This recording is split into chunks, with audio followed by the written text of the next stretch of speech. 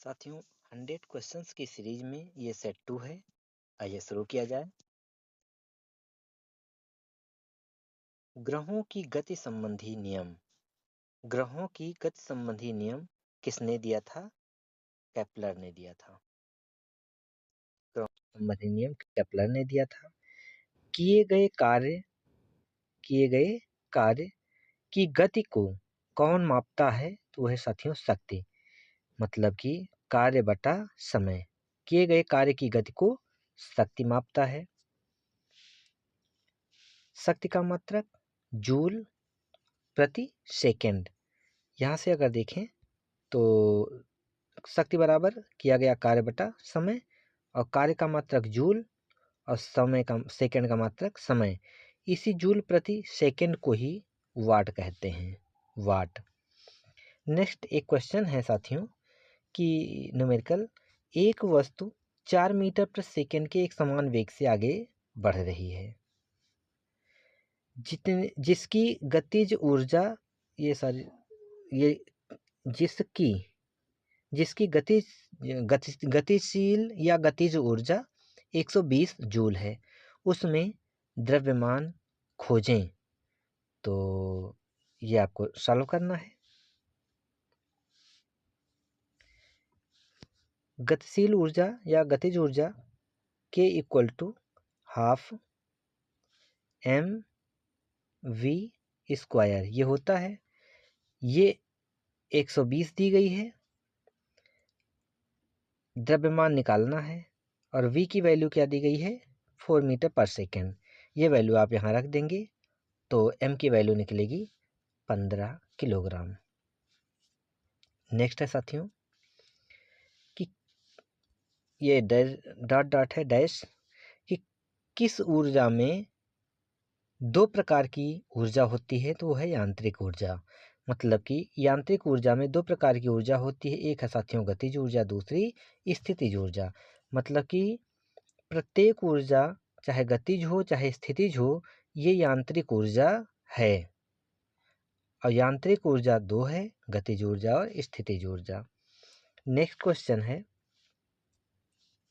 यदि एक हवाई जहाज को 4000 मीटर की दूरी तय करना है, तो दूरी कितनी हो गई? 4000 मीटर, और किया गया कार्य 20000 जूल है। तो लागू किया गया बल ज्ञात करना है। बल F इक्वल टू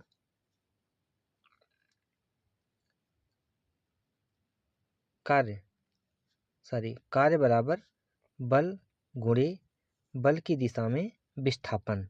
यहाँ ये फार्मूला लग जाएगा। तो इसकी जगह पर आप 20000 रख देंगे, और डी विस्थापन की जगह पर 4000 मीटर। तो 20000 बटा 4000 बराबर 5। तो F की वैल्यू कितनी आ जाएगी? 5 न्यूटन। नेक्स्ट 100 न्यूटन का एक बल कितना है? 100 न्यूटन का।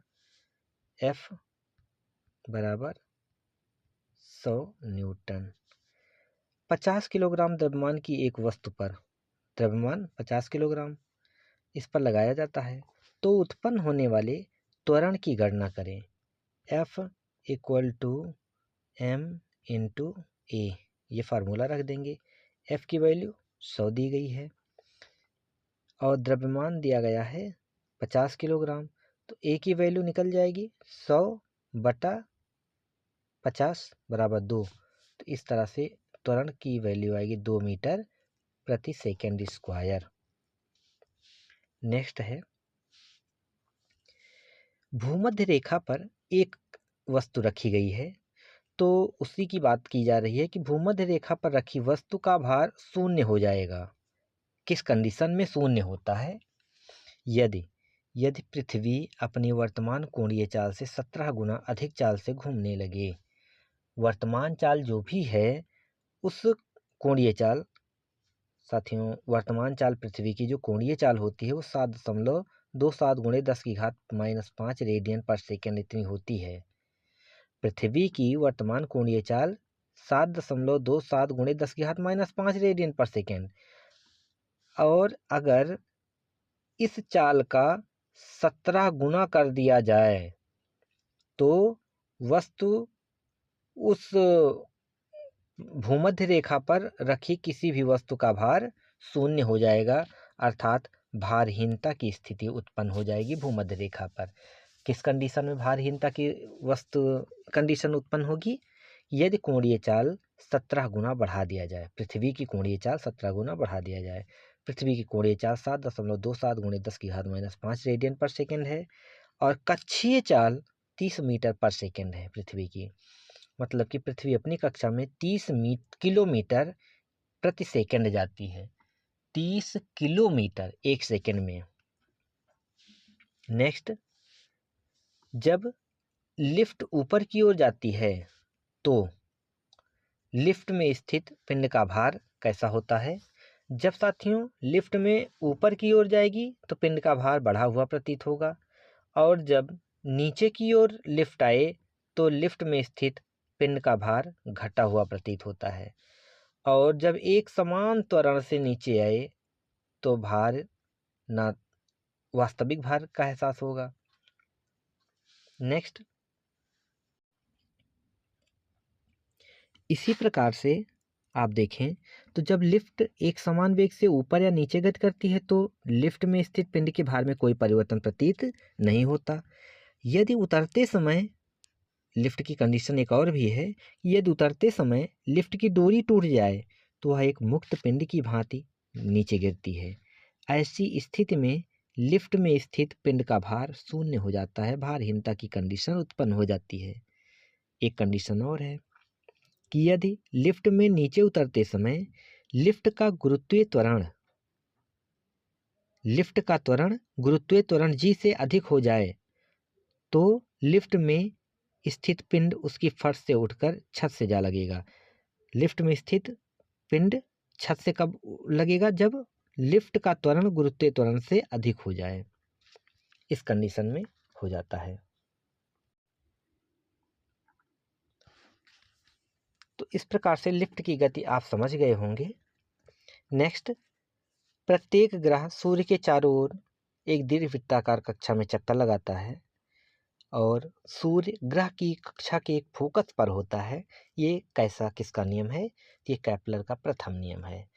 अर्थात ग्रहों की गति का नियम केपलर ने दिया था और उनका प्रथम नियम क्या है कि प्रत्येक ग्रह सूर्य के चारों ओर दीर्घवृत्ताकार कक्षा में चक्कर लगाता है और सूर्य ग्रह की कक्षा के एक फोकस पर होता है। ये केपलर का प्रथम नियम है। नेक्स्ट, वह भौतिक राशि कौन सी है जो बल और वेग के गुणनफल से प्राप्त होती है? बल और वेग के गुणनफल से प्राप्त होगी। क्या प्राप्त होगा? ये बल है और वेग बराबर विस्थापन बटा समय, मतलब दूरी बटा चाल भी कह सकते हैं। दूरी बटा समय। वेग की कंडीशन में विस्थापन, दूरी को विस्थापन कहते हैं, विस्थापन बटा समय। तो F इंटू वेग, वेग की जगह पर विस्थापन बटा समय रख दिए।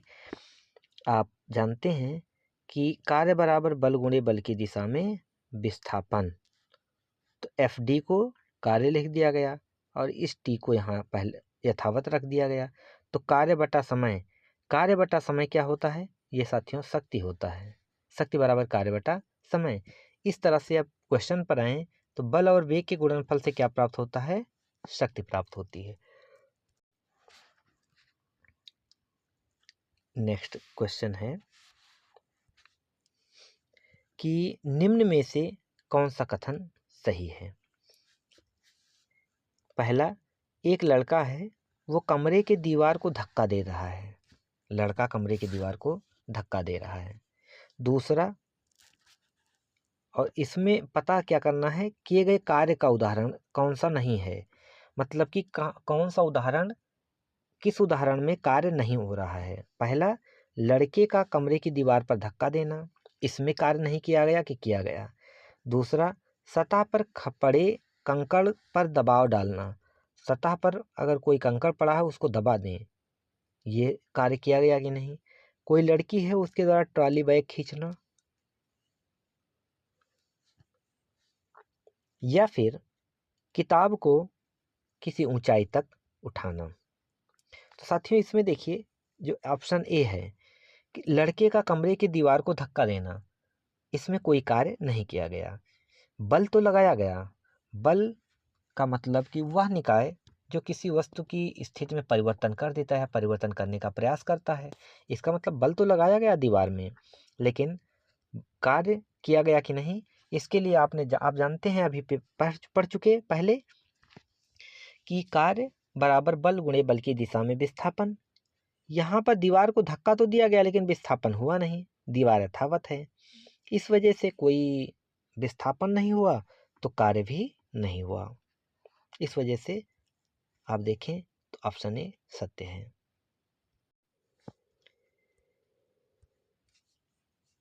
प्रत्येक ग्रह का क्षेत्रीय वेग कैसा रहता है? तो क्षेत्रीय वेग साथियों नियत रहता है। ये केपलर का दूसरा नियम है कि प्रत्येक ग्रह का क्षेत्रीय वेग नियत रहता है। यह केपलर का दूसरा नियम। जब लिफ्ट नीचे की ओर आती है तो पिंड का भार घटा हुआ प्रतीत होता है, ऊपर की ओर जाएगी तो उसमें स्थित पिंड का भार बढ़ा हुआ प्रतीत होगा। पृथ्वी की सतह से ऊपर या नीचे जाने पर वायुमंडलीय दाब कम हो जाता है। पृथ्वी की सतह से साथियों चाहे ऊपर जाएं या नीचे जाएं, वायुमंडलीय दाब कम होता है। उत्प्लावन बल का सिद्धांत किसने दिया? आर्किमिडीज ने दिया था उत्प्लावन बल का सिद्धांत। एक ही पदार्थ के अणुओं के बीच कौन सा बल कार्य करता है? ससंजक बल कार्य करता है। पृष्ठ तनाव T बराबर F/L, मतलब कि एकांक लंबाई पर लगाया गया बल पृष्ठ तनाव T कहलाता है। गर्म सूप स्वादिष्ट लगता है, ऐसा क्यों? क्योंकि उसका पृष्ठ तनाव कम हो जाता है और पृष्ठ तनाव कम होने से वो अधिकतम भाग पर फैल जाता है जीव के। नेक्स्ट, 15 किलोग्राम द्रव्यमान का एक पिंड है, 5 मीटर पर सेकेंड स्क्वायर की गति से गतिमान है। तो मीटर पर सेकेंड स्क्वायर दिया गया है, इसका मतलब ये त्वरण है साथियों। m ये है, उस पर कार्यान्वित बल क्या होगा? तो F = m × a। द्रव्यमान m 15 है, a है 5, 15 × 5 = 75 न्यूटन। नेक्स्ट, गतिज ऊर्जा सदैव साथियों धनात्मक होती है। गतिज ऊर्जा हमेशा धनात्मक होती है। क्यों? क्योंकि ½ mv² ये फार्मूला है। द्रव्यमान कभी भी ऋणात्मक हो ही नहीं सकता। बचा वेग तो अगर देखें, अगर आप ऋणात्मक भी रखें वेग, तो चूंकि इसका स्क्वायर है और किसी ऋण संख्या का स्क्वायर हमेशा धन आता है, इसलिए ये कभी भी ऋणात्मक नहीं हो सकता गतिज ऊर्जा। नेक्स्ट है, कार्य करने की दर को शक्ति कहते हैं, अभी आप पहले भी पढ़ चुके। 70 किलोग्राम द्रव्यमान को उठाने में 998 जूल ऊर्जा व्यय की गई। द्रव्यमान को कितनी ऊंचाई तक उठाया गया? तो कितनी ऊर्जा व्यय की गई? 9800। तो ये P बराबर mgh। गतिज स्थितिज ऊर्जा 98, इसकी जगह पर 9800 रख देंगे, और m द्रव्यमान m बराबर 70।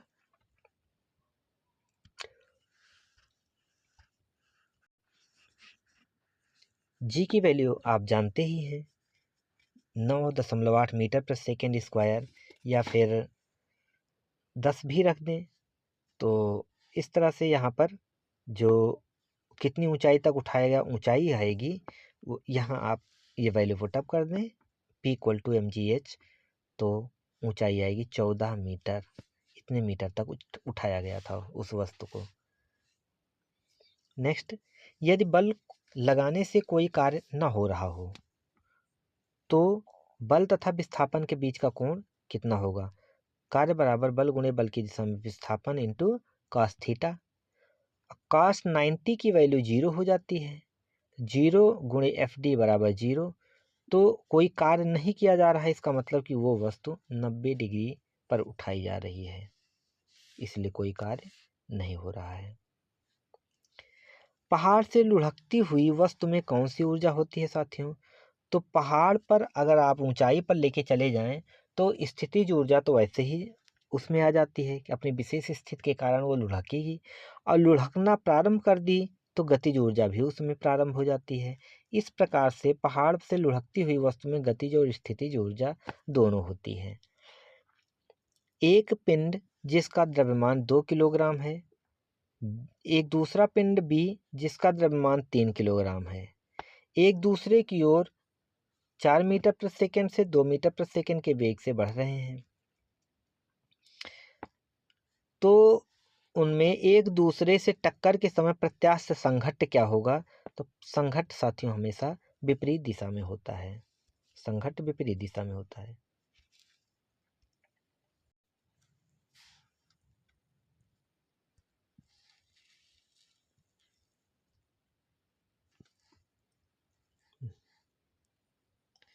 भूतल से 6 मीटर ऊपर स्थित 10 किलोग्राम द्रव्यमान की वस्तु में कुल कितनी ऊर्जा निहित होगी?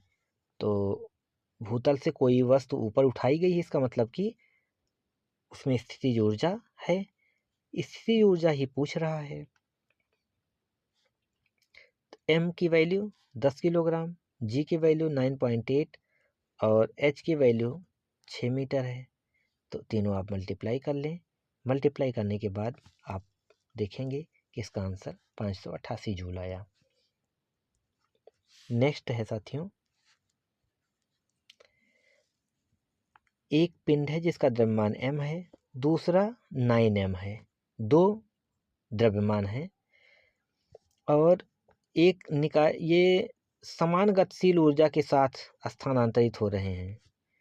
उनके रैखिक संवेग का अनुपात क्या होगा? तो रैखिक संवेग बराबर द्रव्यमान गुणे वेग। तो एक का रैखिक संवेग मान लीजिए p1 है, दूसरे का p2 है। p1 का रैखिक संवेग m इंटू u होगा, द्रव्यमान गुणे वेग। मान लीजिए एक का u है, दूसरे का वेग v है, तो द्रव्यमान गुणे वेग, द्रव्यमान गुणे वेग। p2 का द्रव्यमान गुणे वेग रख दिए और p1 का द्रव्यमान गुणे वेग रख दिए। अब यही वैल्यू आपको निकालना है। m से m कैंसिल हो गया, u और v की वैल्यू आपको निकालनी होगी। क्योंकि यहाँ देखें तो समान गतिशील ऊर्जा के साथ स्थानांतरित हो रहे हैं, इसका मतलब दोनों की गतिज ऊर्जा बराबर है। Half m u square half m v square. Half से हाफ कैंसिल हो गया, m से m कैंसिल हो गया, बचा u square equal to 9v square या फिर u equal to 3v। u equal to 3v, ये वैल्यू यहाँ पर पुटअप कर दें। 3v में v से v कैंसिल, 3 इस 3 से ये 9 कैंसिल हुआ, तो 1/3 आ गया। इस तरह से ये अनुपात साथियों 1/3 होगा। दो परस्पर प्रभावी अर्थात एक दूसरे के संपर्क में आने वाली वस्तुओं के बीच कार्यरत बल को कौन सा बल कहते हैं? संपर्क बल कहते हैं। कार्य और ऊर्जा का मात्रक क्या होता है साथियों? तो कार्य और ऊर्जा दोनों का मात्रक बिल्कुल समान होता है, जूल, जिसे बोलते हैं जूल। यदि द्रव्यमान यदि 25 किलोग्राम द्रव्यमान की कोई वस्तु है, उस पर बल 75 न्यूटन का लगाया जा रहा है, तो त्वरण क्या होगा? तो F equal to m into a में रख देंगे, इसका त्वरण आएगा 3 मीटर प्रति सेकेंड स्क्वायर। नेक्स्ट, किसी निकाय को एक समान वृत्तीय गति से चलाने में लगने वाले आवश्यक नियत बल को क्या कहते हैं साथियों? अभिकेंद्र बल कहते हैं। किसी निकाय को एक समान वृत्तीय गति से चलाने में लगने वाले आवश्यक नियत बल को अभिकेंद्र बल कहते हैं। नेक्स्ट, ताप बढ़ाने पर द्रव का पृष्ठ तनाव कम हो जाता है, मतलब कि द्रव को अगर गर्म कर दें तो पृष्ठ तनाव कम हो जाता है। इसका मतलब कि ठंडा होने पर पृष्ठ तनाव बढ़ जाता है। क्रांतिक ताप पर द्रव का पृष्ठ तनाव शून्य हो जाता है। क्रांतिक ताप पर द्रव का पृष्ठ तनाव शून्य हो जाता है। किसी द्रव का पृष्ठ तनाव किस पर शून्य होगा साथियों? तो क्रांतिक ताप पर हो जाता है। नेक्स्ट, केपलर का तीसरा नियम दिया गया है, ये है टी स्क्वायर अनुपाती होता है आर क्यूब के। टी का मतलब हुआ कि पृथ्वी का घूर्णन, मतलब ग्रहों का घूर्णन काल, और ग्रह और सूर्य के बीच की दूरी आर, तो टी स्क्वायर समानुपाती है आर क्यूब की। ये केपलर का तीसरा नियम है। नेक्स्ट, किसी उपग्रह का कक्षीय चाल, किसी उपग्रह की कक्षीय चाल उसकी ऊंचाई पर निर्भर करता है परंतु द्रव्यमान पर निर्भर नहीं करता है। चश्मा अपवर्तन के सिद्धांत पर कार्य करता है। किस सिद्धांत पर है चश्मा? अपवर्तन के सिद्धांत पर। एक माध्यम के निरपेक्ष अपवर्तनांक का मान हमेशा 1 से अधिक होता है। नेक्स्ट, एक कांच की पट्टी है, उसके अभिलंब के अनुदिश आपतित एक प्रकाश किरण का आपतन कोण 0 अंश होता है साथियों, हमेशा। अपवर्तनांक के मान की गणना किस नियम से की जाती है? तो स्नेल के नियम से की जाती है। अपवर्तनांक के मान की गणना स्नेल के नियम से की जाती है। साइन आई बटा साइन आर ये अपवर्तनांक कहलाता है। अपवर्तनांक बराबर साइन आई बटा साइन आर। गुरुत्वीय त्वरण जी का मान वस्तु के रूप, आकार और द्रव्यमान पर निर्भर नहीं करता है। गुरुत्वीय त्वरण जी का मान वस्तु के रूप, आकार और द्रव्यमान पर निर्भर नहीं करता है। नेक्स्ट, पृथ्वी के अति निकट चक्कर लगाने वाले उपग्रह का परिक्रमण काल कितना होता है? 1 घंटा 24 मिनट। पृथ्वी के बिल्कुल अति निकट वो चक्कर लगा रहा है तो उस उपग्रह का परिक्रमण काल 1 घंटा 24 मिनट होगा। भूस्थायी उपग्रह एंटी क्लॉकवाइज चक्कर लगाता है। साथियों ऐसे पूछेंगे क्लॉकवाइज एंटी क्लॉकवाइज कैसे गति करता है? तो ये एंटी क्लॉकवाइज गति करता है। भूस्थैतिक या भूस्थायी उपग्रह भूतुल्यकालिक उपग्रह जियोसिंक्रोनस सैटेलाइट चाहे जो कहें, इसमें पृथ्वी तल से लगभग 36,000 किलोमीटर की ऊंचाई पर परिक्रमा करता है। भूतुल्यकालिक उपग्रह के बारे में सबसे पहले जो संभावना व्यक्त की थी किसी ने, वो थे आर्थर सी क्लार्क ने। नेक्स्ट, पृथ्वी पर पलायन वेग का मान कितना होता है? तो 11.2 किलोमीटर प्रति सेकेंड होता है। मतलब कि इस वेग से किसी वस्तु को पृथ्वी के ऊर्ध्वाधर लंबवत दिशा में फेंक दें 11.2 किलोमीटर प्रति सेकेंड, 1 सेकेंड में 11.2 किलोमीटर, तो वस्तु पृथ्वी पर वापस नहीं आएगी।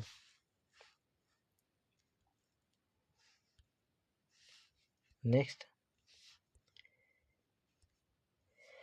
यदि किसी उपग्रह का कक्षीय वेग √2 गुना कर दिया जाए, √2 का मतलब हुआ 41%, कक्षीय वेग बढ़ा दिया जाए तो उपग्रह अपनी कक्षा छोड़कर ही पलायन कर जाएगा। नेक्स्ट, पृथ्वी सतह से ऊपर जाने पर वायुमंडलीय दाब कम हो जाता है। पृथ्वी सतह से ऊपर जाने पर वायुमंडलीय दाब कम हो जाता है। इसी वजह से तो पहाड़ों पर वायुमंडलीय दाब कम हो जाता है और वहाँ भोजन आसानी से पकता नहीं है। या फिर वायुयान में बैठे यात्री के फाउंटेन पेन से रिसकर स्याही बाहर चली जाती है। क्यों? क्योंकि वायुमंडलीय दाब कम हो जाता है अंतरिक्ष में।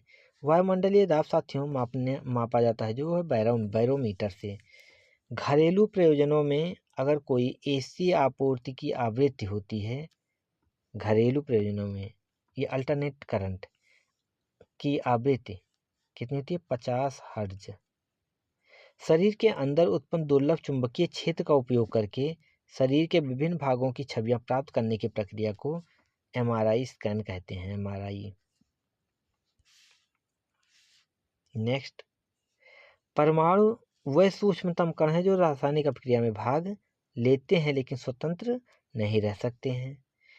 नेक्स्ट, परमाणु में मुख्यतः 3 प्रकार के मूल कण होते हैं, इलेक्ट्रॉन, प्रोटॉन और न्यूट्रॉन।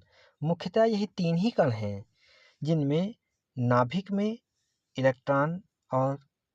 नाभिक में प्रोटॉन और न्यूट्रॉन होते हैं, जबकि इलेक्ट्रॉन उसके चारों ओर चक्कर लगाता रहता है। नाभिक ही परमाणु के केंद्र में होता है।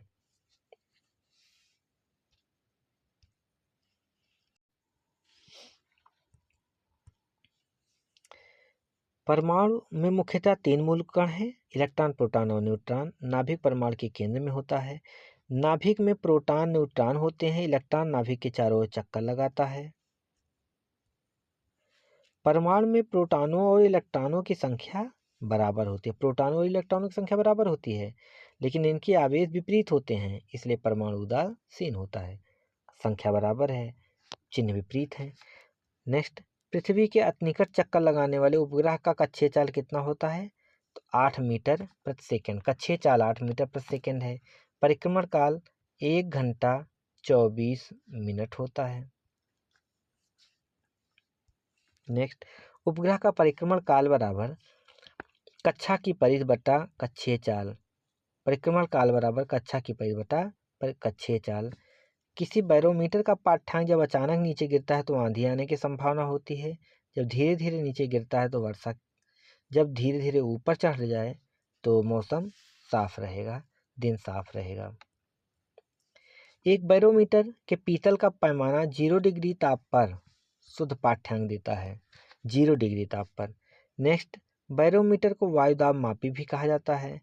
नेक्स्ट, बैरोमीटर में पारा का उपयोग किया जाता है, ज़्यादातर पारा। एनेराइड भी कभी कभी यूज किया जाता है, लेकिन ज़्यादातर पारा का ही उपयोग किया जाता है। द्रवों में दाब का नियम पास्कल नियम कहलाता है, पास्कल का नियम। स्थिर द्रव में एक ही क्षैतिज तल में सभी बिंदुओं पर दाब समान होता है। जैसे ये भरा हुआ है, ये एक ही क्षैतिज तल हो गया, इसके सभी बिंदुओं पर यहाँ जितना दाब वही उतना दाब यहाँ भी होगा। यही बात यहाँ कही जा रही है कि स्थिर द्रव में एक ही क्षैतिज तल में स्थित सभी बिंदुओं पर दाब समान होता है। नेक्स्ट, स्थिर द्रव में किसी भी बिंदु पर दाब प्रत्येक दिशा में समान होता है। मतलब कि इस बिंदु पर दाब जितना इस दिशा में होगा उतना ही दिशा में, उतना ही इस दिशा में, उतना ही इस दिशा में। तो प्रत्येक दिशा में दाब समान होता है और इतने के बराबर इस तल पर इस पर भी बिंदु होगा समान। नेक्स्ट, कि द्रव के भीतर किसी बिंदु पर दाब स्वतंत्र तल से बिंदु की गहराई के अनुक्रमानुपाती होती है। मतलब कि जितना गहरा होगा दाब उतना ही बढ़ जाएगा साथियों। दाब बराबर HdG किस पर निर्भर करता है? गहराई पर साथियों, घनत्व पर और गुरुत्वीय त्वरण पर निर्भर करता है किसी बिंदु पर दाब, द्रव का दाब। नेक्स्ट, हाइड्रोलिक मशीनें किस सिद्धांत पर कार्य करती हैं? तो पास्कल के सिद्धांत पर कार्य करती हैं हाइड्रोलिक मशीनें। द्रव का दाब पात्र के आकार पर निर्भर नहीं करता है। पात्र के आकार पर द्रव का दाब निर्भर नहीं करता है। सभी द्रवों का क्वथनांक मतलब बॉइलिंग पॉइंट दाब बढ़ाने पर बढ़ जाता है। इसीलिए तो प्रेशर कुकर का यूज किया जाता है। दाब बढ़ गया तो बॉइलिंग पॉइंट बढ़ जाता है। मतलब कोई जब दाल 50 डिग्री पर भोजन पकना है, 100 डिग्री पर पकना है तो उबलना है, तो अब दाब बढ़ाने से प्रेशर कुकर में दाब बढ़ गया तो बॉइलिंग पॉइंट बढ़ गया। अब जाके 200-300 पर दाल पक रही है तो बेहतर पकेगी ज़्यादा तापमान पर। और दाब कम हो गया तो ताप भी कम हो जाता है, मतलब कि वो ताप ही नहीं पहुंच पाता जितनी गर्म होनी चाहिए। नेक्स्ट, गर्म करने पर जिन पदार्थों का आयतन बढ़ता है उनमें दाब बढ़ाने पर गलनांक भी बढ़ जाता है। ऐसी कंडीशन मोम और घी इन सब में होती है। लेकिन कुछ ऐसे भी पदार्थ होते हैं जिनका आयतन गर्म करने पर घट जाता है, जैसे बर्फ गर्म करेंगे मतलब जल का आयतन कम रहता है, बर्फ का आयतन ज़्यादा। ऐसे में दाब गर्म करने पर इनके गलनांक घट जाते हैं। जिन पदार्थों का आयतन गर्म करने पर घटता है, दाब बढ़ा दिया जाए तो इनके गलनांक घट जाएंगे। आर्किमिडीज का सिद्धांत प्लवन के नियम से संबंधित है। जब कोई वस्तु किसी द्रव में पूरी या आंशिक रूप से डुबोई जाती है तो वस्तु के भार में आभासी कमी होती है। वस्तु के भार में ये कमी किसके कारण है? यही आभासी कमी वस्तु द्वारा हटाए गए द्रव के भार के बराबर होए। यही आर्किमिडीज का सिद्धांत भी है। घनत्व बराबर द्रव्यमान बटा आयतन। घनत्व बराबर द्रव्यमान बटा आयतन। इसका द्रव्यमान का किलोग्राम है, आयतन का मीटर क्यूब है। आपेक्षिक घनत्व बराबर वस्तु का घनत्व बटा 4 डिग्री सेल्सियस पर पानी का घनत्व। ये देखिए घनत्व बराबर घनत्व से कैंसिल हो गया, इसलिए अपेक्षित घनत्व की कोई भी मान या फिर कोई मात्रक नहीं होता। अपेक्षित घनत्व का कोई मात्रक नहीं होता। जल का घनत्व अधिकतम और आयतन न्यूनतम किस तापमान पर होता है साथियों? तो 4 डिग्री सेल्सियस पर होता है। अपेक्षित घनत्व को किससे नापते हैं? हाइग्रोमीटर से नापते हैं अपेक्षित घनत्व को। यदि संतुलन की अवस्था में कोई वस्तु तैर रही हो तो वह वस्तु अपने भार के बराबर ही द्रव विस्थापित करेगी। ठोस का गुरुत्व केंद्र, हटाए गए द्रव का गुरुत्व केंद्र, ये दोनों का एक ही ऊर्ध्वाधर रेखा में होना चाहिए। ठोस का गुरुत्व केंद्र और हटाए गए द्रव के भार का गुरुत्व केंद्र। नेक्स्ट, जब बर्फ वो समुद्री जल में तैर रही हो तो उसके आयतन का 1/10 भाग ही पानी के ऊपर दिखता है और 9/10 भाग पानी में डूब जाता है। दूध की शुद्धता लैक्टोमीटर से नापी जाती है। अधिक घनत्व के द्रव में जब कम घनत्व की वस्तु डाली जाती है तो जो अधिक घनत्व है वो नीचे रहता है, कम घनत्व वाली वस्तु ऊपर हो जाती है। इसका मतलब कि जिसका घनत्व कम है वह ऊपर तैरती है।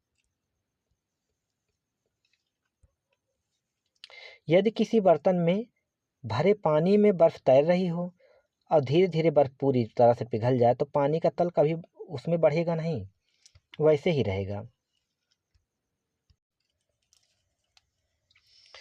दो भिन्न भिन्न पदार्थों के अणुओं के बीच कौन सा बल कार्य करता है? आसंजक बल कार्य करता है।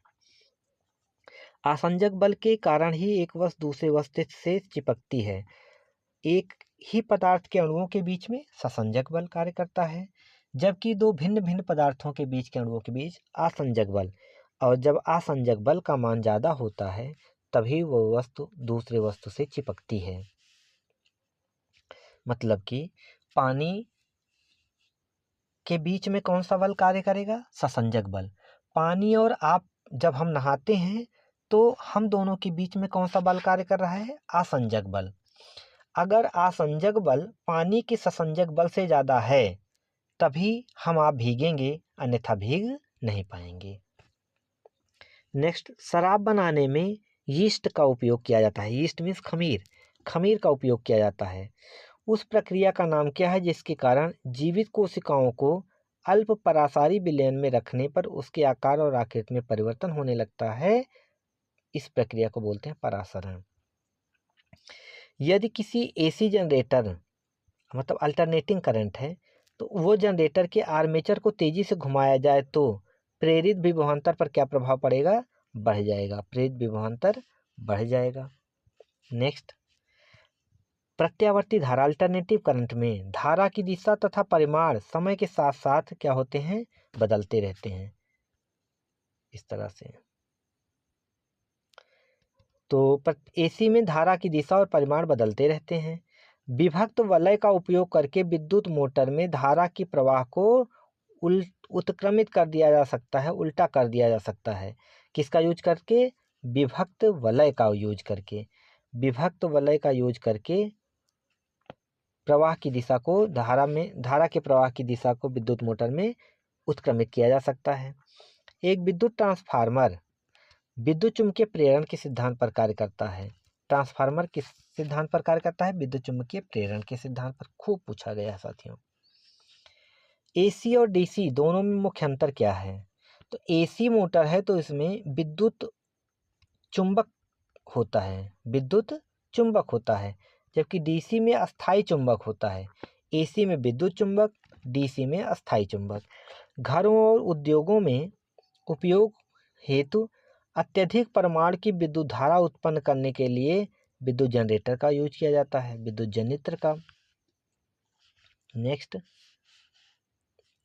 विद्युत चुम्बकीय प्रेरण का सबसे पहले अध्ययन किसने किया था? तो माइकल फैराडे ने किया था। विद्युत चुम्बकीय प्रेरण माइकल फैराडे। विद्युत मोटर में किस ऊर्जा का रूपांतरण किस ऊर्जा में होता है? तो ये साथियों, विद्युत ऊर्जा का रूपांतरण विद्युत यांत्रिक ऊर्जा में होता है। विद्युत मोटर में विद्युत ऊर्जा का यांत्रिक ऊर्जा में, जैसे बिजली मिली तो यांत्रिक ऊर्जा मतलब वो उसकी मोटर चल गई और पानी निकल लेगा। विद्युत मोटर में ऊर्जा का रूपांतरण विद्युत ऊर्जा का यांत्रिक ऊर्जा में होता है। सजावटी लाइटें श्रेणी में जुड़ी होती हैं या पैरेलल समानांतर, तो ये साथियों श्रेणी में जुड़ी होती हैं। विद्युत बल्ब का फिलामेंट किससे बना होता है? टंगस्टन से बना होता है। विद्युत बल्ब का फिलामेंट टंगस्टन से बना होता है। नेक्स्ट कि विद्युत गीजर में किस ऊर्जा का रूपांतरण किसमें होता है? तो विद्युत गीजर को आप बिजली देते हैं और उसमें ऊष्मा निकलते है जिससे पानी गर्म होती है। मतलब कि विद्युत गीजर में विद्युत ऊर्जा का रूपांतरण ऊष्मीय ऊर्जा में होता है। ये साथियों 100 क्वेश्चन रहे हैं जिनको आप अच्छे से पढ़ लेंगे। उम्मीद है बातें समझ में आई होंगी। फिर किसी अगले वीडियो में हम मिलते हैं। तब तक आप पढ़ते रहें, बढ़ते रहें, स्वस्थ रहें, मस्त रहें। धन्यवाद साथियों।